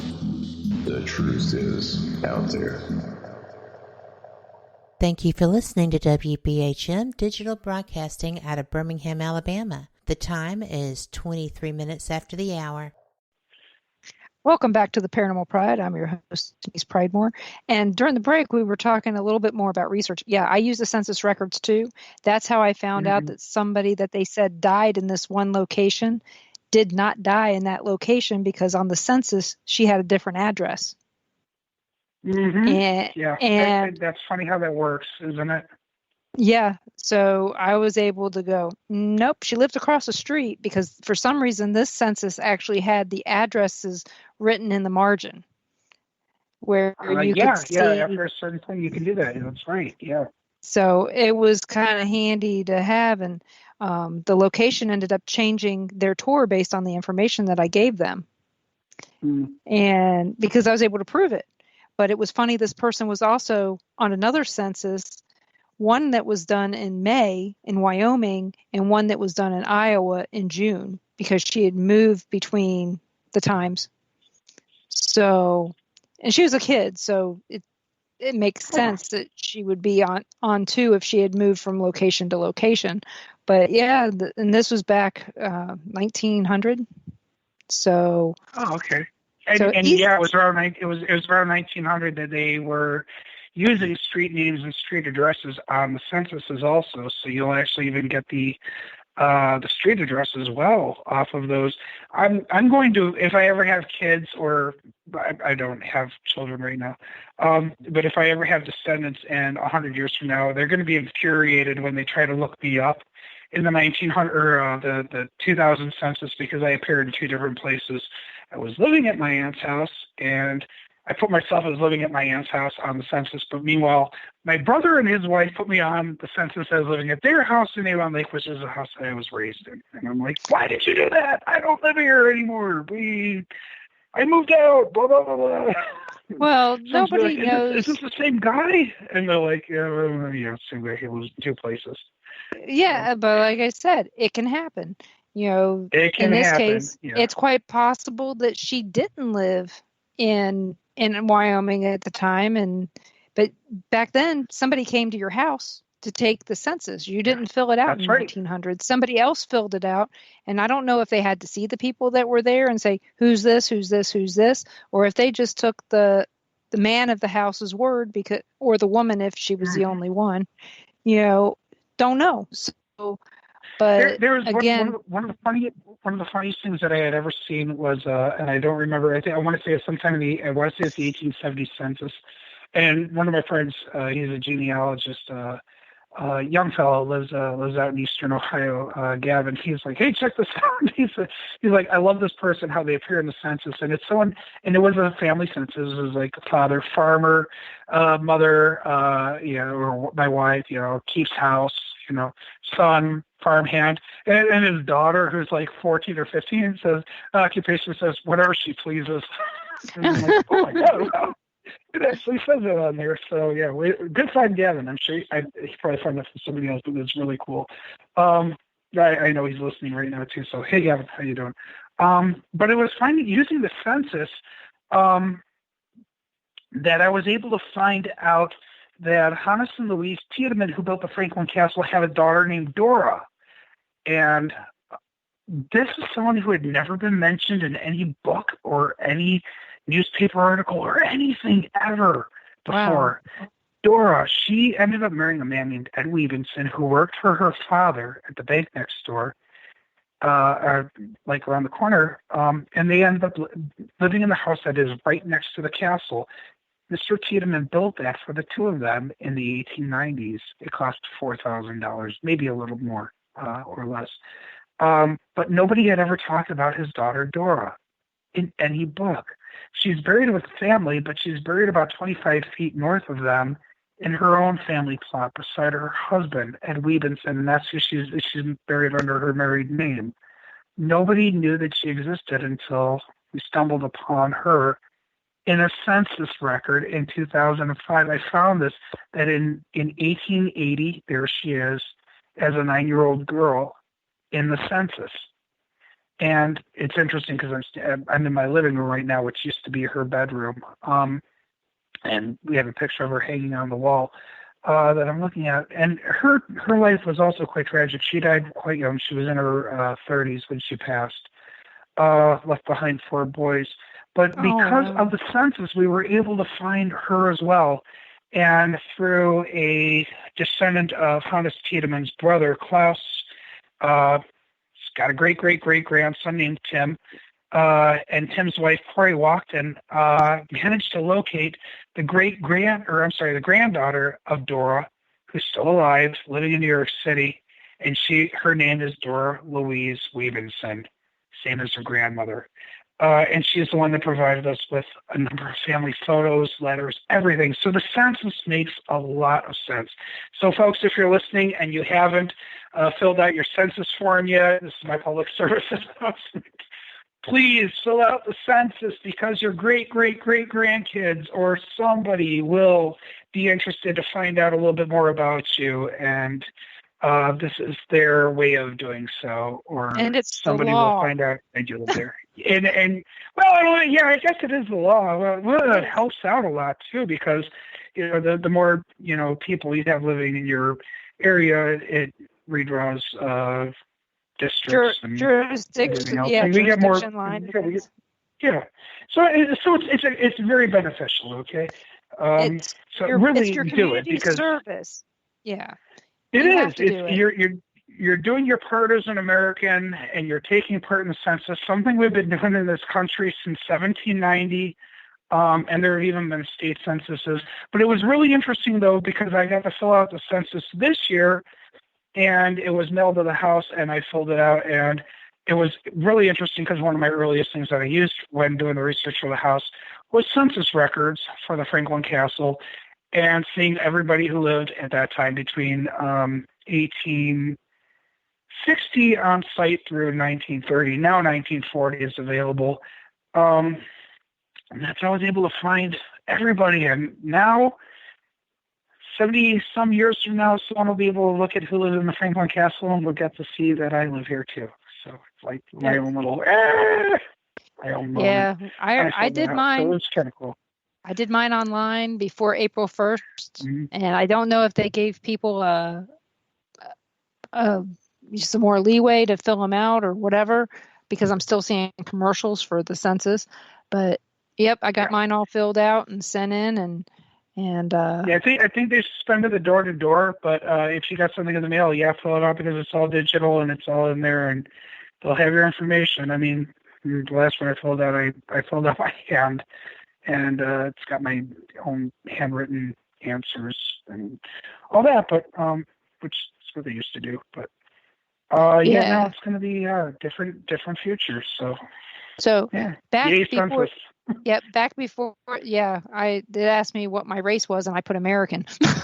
I didn't. I'm like, no, yeah, I'm part. I was thinking about doing that, but I'm that. thinking I don't speak Navajo, so I European American. No, I just put white. I'm like, okay, well, doesn't matter what my ethnic background is, but right, I'm a mutt. I am part Blackfoot, part Cherokee, part Irish, part English, part, whatever. But all of them can't hold their liquor, so it doesn't matter. Oh, hey, yeah. I'm very Irish on my mom's side, so I was like, Irish American. I'm like, I don't see that one. That's not an option. So I just went with the most generic. I'm like, I think last time I think I just put other. I was like, the hell of them. It didn't matter. I mean, as long as they got that I live here, and that's all that matters, and how many people are in my house. Yeah. Is all that matters. And April did ask a question in the chat. She asked, okay. Let me get to the question here. She asked the question, and I know Jennifer's answered some of these in the chat. She goes, do you have to pay money for all the historical research? Because I know a lot of it's free, but is there stuff that you have to pay for? Okay, some things that I have to pay for, and for me it's worth it. Ancestry.com, you have to pay for that. Now my mom has a subscription for that, so I use her page when doing that because we kind of have it together. But she pays for that, but I pay for genealogybank.com, which costs about as much, and she has access to my page for that, because that's like us together.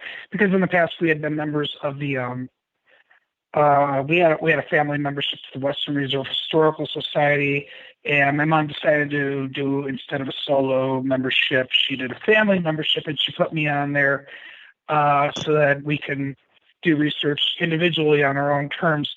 That's a Cleveland-based area. Now you don't really need a membership to go in and use the research library there. You can pay $10 for the day, which is worth it. It really is. Because otherwise you're paying $70 a year and you might use it twice. But between the Ancestry and Genealogy Bank are two very important sites that we both use. Now, there are other sites that are free, like FamilySearch.org is a free one, and they have a lot of records.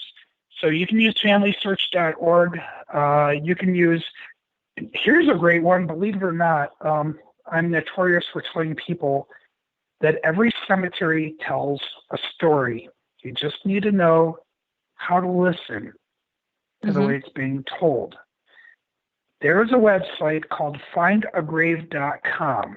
I love that site. site. And this is, oh my gosh, isn't this the best? Because it has online virtual cemeteries with memorials, and people do the best that they can with transcribing what the stone says, who the person was, and they can link to siblings, spouses, children, parents, so you can find out what the true story is of that cemetery.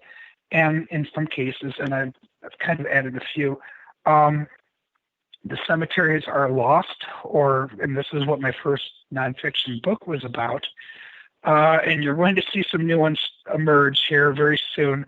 I'm working on a follow-up to that, Lost Cemeteries of Northeast Ohio, and I have found a lot of cemeteries, and I have photographed a number of burial grounds that are not on that website. Mm-hmm.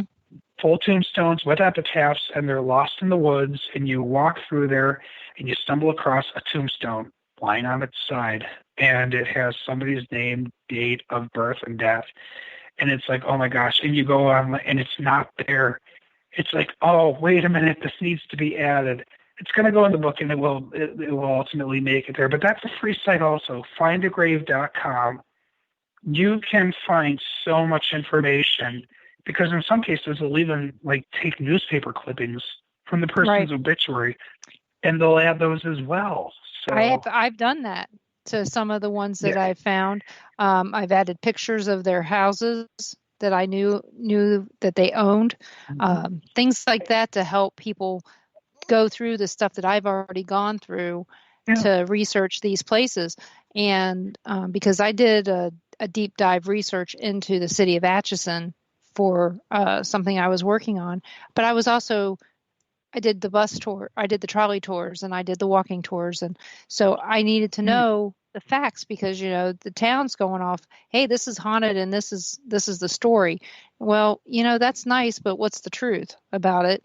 And that's where I would come in, and I would say, just fun facts that were really important at the time. Like, there was this guy who laid bricks in the town, and it takes he laid 50,000 bricks in one day. And I'm not kidding. Holy moly. And he didn't have legs. And so people were bringing him the bricks, and he was laying the bricks for the roads. And I said, the record is this. At the time, it was like 800 bricks in an hour. And this guy was laying like 3 times that in an hour. And it was only in an 8-hour day. And I said, so he wasn't union, things like that. And well, he was also closer to his work, and he didn't have to worry about his ankles hurting. Of course, I'm sorry. It's okay. He was hit by a train. Sorry, his name was Deefy Bowler. He was deaf. Hey. And he had been hit by a train because he didn't. Yeah, Deefy Bowler was his name. And he had been hit by a train in Atchison, Kansas, and that's how he lost his legs. And he was also a pool shark. So, people like that have to have a colorful background. But he was written up in the 1930 Ripley's Believe It or Not, but never got the world record because nobody from Guinness would come out there. Well, that's a bummer. So yeah, it's in Ripley's Believe It or Not. Like I said, I think it was 1930, 1932. But it was something that they would talk about on the tour. And so to give people some idea how many that was, I had to tell them what the record currently was so they could understand how many bricks an hour this guy laid. And so it was funny, but you would hear people go, wow, really? Back then? Yeah. And they still have the streets out there are still brick. So, but yeah, it's that kind of stuff that makes a difference. One of the roads after him. I mean, I hope at least. No. It'd be really cool if they named a road after him. No, but they do have a statue in town, and it's in the. Oh, okay, all right, that's cool. Yeah, they have an open area shopping mall that the buildings face each other, but it's all open, and they have a picture, a statue of him and Amelia Earhart. And somebody else. So that's cool. Now, because I'm sitting here, I'm like kind of worried. I'm like, oh man, I have a colorful life. I don't want to lose my legs, man. I'm like, I think my left leg would be the only one I can give up. Because I need my right one to drive. And hey, if I lose my left leg, then I can. I met a guy at Put-in Bay, and he had a prosthetic leg. His name is John, What was the name of his other leg? No, really. No, okay, it's Mary Poppins. No, I did meet a guy with a prostate. We got to talking about it because it was like he came in and I'm like, hey man, how'd you lose? And we were talking for a while. And I'm like, this is interesting. I'm like, I guess because he had lost his left leg. I'm like, I guess if there was a leg to lose, I guess that'd be the one. He's like, yeah, I know. He's like, because you drive with your right leg, unless you're driving a stick, then he's like, obviously I drive an automatic. And I'm like, well, yeah. And he's like, I took a Louisville Slugger though last year. He's like, and I cut the knob off the end, but I still left the Louisville. And he's like, and I did the pirate thing for Halloween. And he's like, and I really had the peg leg when I came in. And now he's had the prosthetic leg for a number of years. He lost it some years. So he's like, but people are like looking at him, they're like kind of like looking like, is that real? Is that real? And I'm like, that's really cool, man. He's like, yeah, it was the best part was that I had the Louisville Slugger still on there, like where they branded into the wood. And he's like, it was the best. So he's like, so I was a Pittsburgh Pirate. And I'm like, oh, God, I get it. Baseball. Well, team, see, being from Baltimore, the Pittsburgh Pirate would have been, okay, whatever, Baltimore and Pittsburgh hate each other. Just so you know, Baltimore and Pittsburgh hate each other. Yeah, I know. I've heard that. Well, Cleveland and Pittsburgh are supposed to hate each other for football, even though Cleveland hasn't been a competitor in that's years. Because Baltimore got Cleveland. I know. Well, but Indianapolis got Baltimore, so right. And I was there. I was there the night they snuck out of town. I heard the transports and all that stuff leaving because it was a big rumble going through town. And my high school at the time was their practice field. Oh. And I happened to be home between getting divorced and getting married. I happened to be at home to be there for that. And I was never ever a Colts fan after that, even though when I was growing up. And losing our Browns the way we lost them and the way Modell kind of stuck. Okay, when all the Browns fans showed up, there was one big banner hanging up there that said, "Thank you, Art Modell, for so many great years." Blah blah. And it was like obviously he hung it there himself. It's like, wow, that's terrific. He just applauded himself and slapped himself on the back. That was a heartbreak. What happened that year? The Ravens won the Super Bowl. Oh, I know. That was the Browns. Oh my gosh, you gotta be kidding me. I just thought the way that they got their name was great, letting the town name them, and then they picked a name after Edgar Allan Poe. So, I love that, but I'm kind of bothered by it a little bit. He's buried there on coincidence because he happened to die there. He only lived there briefly. Mostly, he's from Massachusetts and Richmond. I mean, but I like. You know what? I'm cool with the name of the team. We're at a break. Oh, yeah. This is the last break. Anybody have any questions? We are going to talk about health. WBHM Digital Broadcasting out of Birmingham, Alabama. We'll talk to you guys in just a few minutes. You're listening to WBHM Digital Broadcasting, the best in paranormal talk, only on Paranormal Experience Radio, broadcasting live out of Birmingham, Alabama.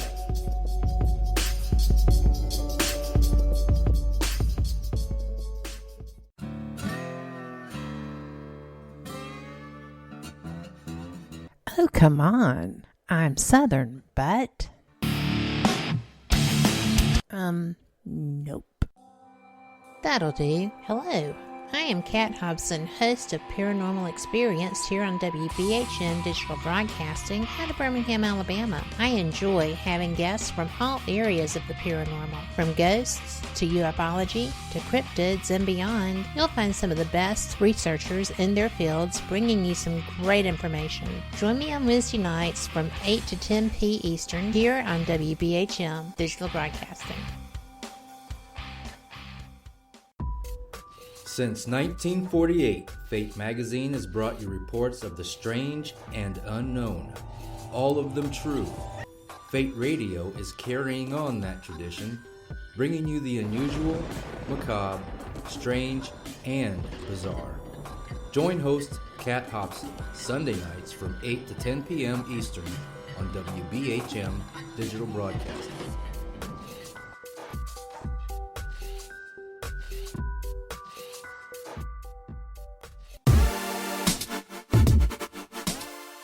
listening to WBHM Digital Broadcasting, the best in paranormal talk, only on Paranormal Experienced Radio, broadcasting live out of Birmingham, Alabama. Thank you for listening to WBHM Digital Broadcasting out of Birmingham, Alabama. The time is 45 minutes after the hour. Welcome back to the Paranormal Pride. I'm your host, Denise Pridemore, and we're going to talk about Helltown now with Bill. And so I saw the documentary that was on TV, or I'm going to call it a mockumentary, where they a mockumentary. That's a better word that my friend came up with. It was a little less flattering. Yeah, and it was. I think we could say it on the air. It was horrible. And, a friend of mine had done some research on Helltown and presented it. And it's like, okay, well, I'd kind of like to see what this show has to say. And it was 2 hours I'll never get back in my life. And, I know. And it was also fake. And it reminded me of the Blair Witch Project, which was also fake, that people believed was true. But it was in the done case so well, of and it did make them a lot of money, though. I do have to give Blair Witch Project kudos for that. It was. But again, I'm from Baltimore, so needless to say, if there really was a place like this, because there's people out there that believe that this was real. I know that Helltown, from what I understand, the town was real, but it was called something else. That's what I understand. I don't know if that's true, but and the town of Burkittsville, Maryland, is real, but it was never haunted. Burkittsville is very. It is real. You're right. Yeah, Burkittsville is real. I know Burkittsville, and I know Frederick. I had a friend from college up at the Art Institute in Pittsburgh, Brian Collin. He's from Frederick, and we went hiking Cunningham Falls and heard those stories. But Blair Witch. But that's also a very entrenched story too, though. Long before they made that documentary. You're right. And and the thing is, I knew it wasn't real because think about it. I was a kid growing up there. Where do you think we would have been every weekend? We would have been out there looking for this witch that I never heard of until this movie came out, and I had people coming to me and going, It's a ridiculous story. A lot of what they had made up or what had appeared in that story was made up. Like, she used to make the one kid stand in the corridor while the other one was killed. Okay, that's all made up. That was just made for the movie. Blair Witch got a lot of. It was a major motion picture release. They filmed for I think like $7,000 or $8,000, and they made millions off of it. Yeah, they made bank off of that too. Holy moly! Yeah, the one guy he was on Jay Leno like a few days later. He's like, I'm retiring, and he's like 23, and it's like, that's really good that you get to do that because he now has multiple millions of dollars in his account. That's cool. It's probably gone by now. Maybe not. I don't know. I don't know any of them. Right. Helltown. The whole Helltown. Now you saw the Helltown. My friend Ryan McCarberry, who's become more than my best friends, my research assistant on top of everything else. He tried. Well, we thought we were coining a phrase. He called it a crockumentary because it's a crock of And apparently somebody had already used that term for every Michael Moore documentary ever made. I thought, rats, somebody beat you to the punch on that one, which stung. But it was what it was. And I really wanted to use that term, crockumentary. I thought that would have been the best word in the world. Somebody already used it. It's not true. The show that they filmed, and it aired on. It's aired a few times on Discovery Channel, I guess, too. Recently, originally it was made for Destination America, which is the channel is owned by Discovery Channel networks. Destination America is a Canadian-owned company. I hate this because I got friends in Canada, and they're going to get PO'd at me first, which is actually it's a load of crap. Okay, the whole network just stinks. And if you research these people that appear on the show, Yeah, they're not people that are actually. You look at and there's a list of cast members at the end of it who played who, and it's like, oh, son of a gun, it was all made up. And your first clue that it's a fake is that there's one guy who claims to be a professor of urban lore and legend at a local university. Yeah, at Cayuga County.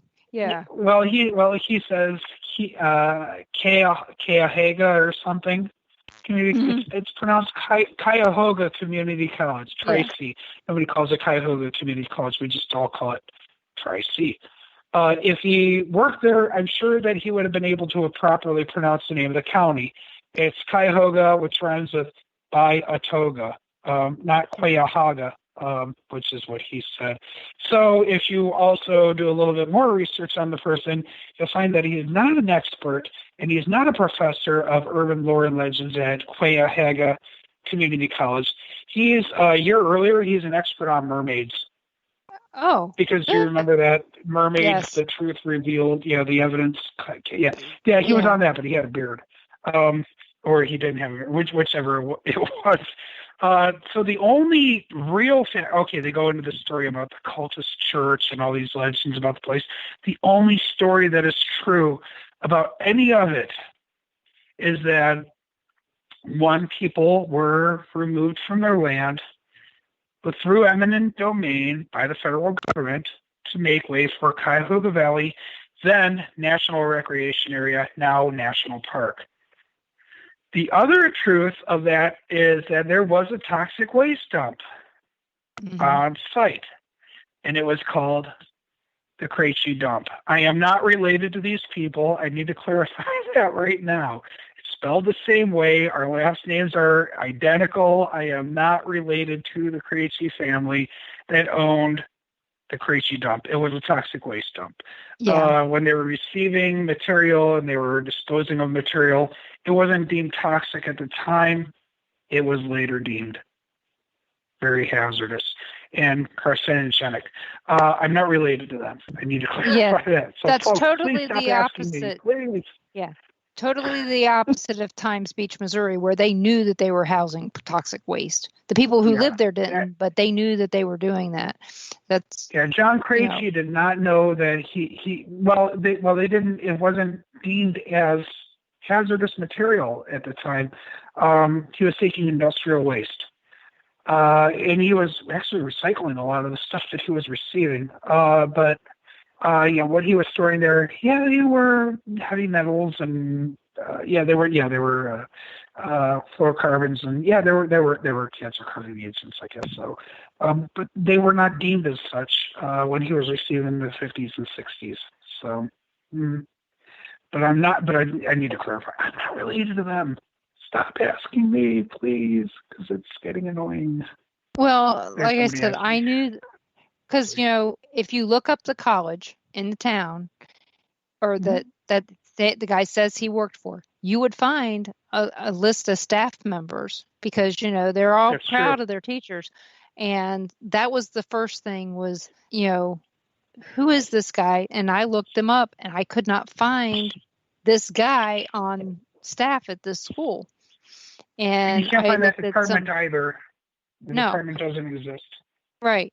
So I looked up the guy's name and go, from the, at the end, and it's like, actor out of Canada. That's interesting. Yeah. And then the guy who was doing the podcast and stuff, he was some guy out of Canada as well. And he didn't have the Midwest accent. And that was one part that really threw me on that. It's like, okay, I know people from Ohio, they sound more like me and less like him. There are certain words that people in Ohio say and certain words that people from Canada say. And I'm like, this guy does not sound like he's from Ohio. He's got to be Canadian as well. So like I said, there was just certain things that tipped me off, and it's just started irking me that they're lying to people, and people are eating this up as fact. It was a good attempt, but it was a fake. Just like, well, obviously the mermaid thing was a fake, which I watched, and I'm not going to deny that I watched it. I'm not really into cryptozoology, but I have to say this: I was entertained. I was watching it, and I'm like, oh, this is interesting, and I kind of watched it, and I watched the one on Helltown where they bring a Canadian being called the Wendigo into play, and I'm like, wait, that's not from here. That's not. Yeah. What is this? And I'm like, wait a minute, and then we went on YouTube, and there's a whole thing on how it was faked, why it was faked, what it is. And it was really, and I referred to it in the most recent book. Getting to the whole fact that we're both very interested in the truth of a story. What is the origin of a ghost story, a haunted location? What is the true story? I'm talking with a friend of mine named Jim. Not going to say too much about it, but we're throwing around the idea. I've got one friend. He's got a podcast. He told me I should get a podcast. He's like, "Oh, you should do this because you're entertaining and blah blah." I'm like, "Okay, well that's cool," but I'm like, what I have in mind wouldn't really translate well into a podcast. I'd love to do a television series, and I threw it at my friend Jim. He's another author, and I did do a whole write up of this, and he said, well, this isn't going to work. This isn't going to work. This looks promising. Maybe change this. And I love all of his ideas. So I'm throwing out the idea of a television series that would go into a lot of this as far as historic facts. But one of the people who are actually considering throwing it out is like Discovery Channel. And then I'm like, wait a minute, hold on. I totally dogged Destination America in my last book. I'm like, oh, there's no way in hell they're not even gonna grant us an audience. They're gonna be like, no way in hell. They're like, nope, we're not talking to you because you just bashed our network. And I'm gonna be like, man, they have a big mouth. Well, the thing is, even if you had done it to where it was private, anything on the internet can be found. That's the bad part. That's why a lot of things I say get said to my husband, who's a never Facebooker, and no one will ever know I ever said it because there's no record of it except between me and him. So that's how I keep myself out of deep doo-doo. I have all kinds of things I want to say, but I don't. I don't mind. I don't mind what I say being out there. That's okay. I just have to watch what I say, and I have to watch my P's and Q's, and I have to cut back on the Jameson a little bit because, well, you do perform in an Irish band, right? I do indeed, absolutely, and it seems like Guinness and Jameson need to be like part of the prerequisite, but. Yeah, the fact that it's out there, I just need to be a little more cautious sometimes what I put out there when I talk, when I say something, because I realize, oh my gosh, somebody might actually be listening or paying attention or giving a damn about what I say, and it's like, okay. One of the great things about being up on the island, my friend Victoria and I, since I wrote that book, Haunted Put-in-Bay, we do that Haunted Put-in-Bay Ghost Walk, which is a barrel of laughs. Hopefully we can do it this year. We'll find out if they let us because of the whole social distancing thing. But it's wonderful because we get to do something that's a little bit more family friendly as well up there. Mm-hmm. But again, I have to watch what I say because some people are recording it also. Well, that's always the case. Something I'm getting used to. So where can everybody find you? Put-in-Bay, mostly, or at the Franklin Castle. What's your website? WilliamGKrejci.com. It's a hard-spelled name. And if you're looking for my books, you can find them in most Ohio bookstores. Or you can find them on Amazon or my website, WilliamGKrejci.com. Or you can find them in dumpsters, secondhand bookstores, garage sales, most times. the Curiosity Shop. That's a fun place. I've seen two of them show up there. So, garage sales. Garage sales. Yep. So, I want to thank you so much for coming on tonight because we are at the top of the hour and the show is done.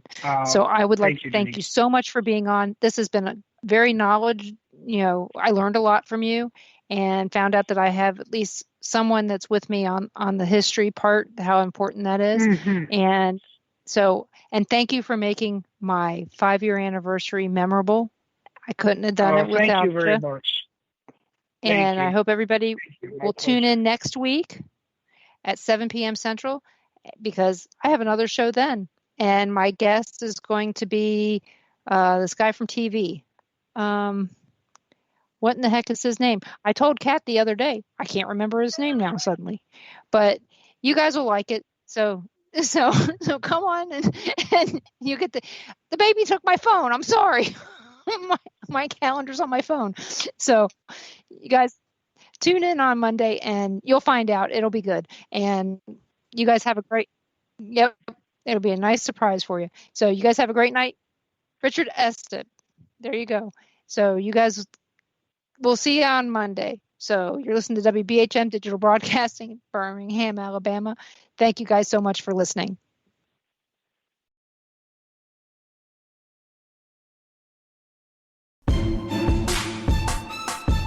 You are listening to WBHM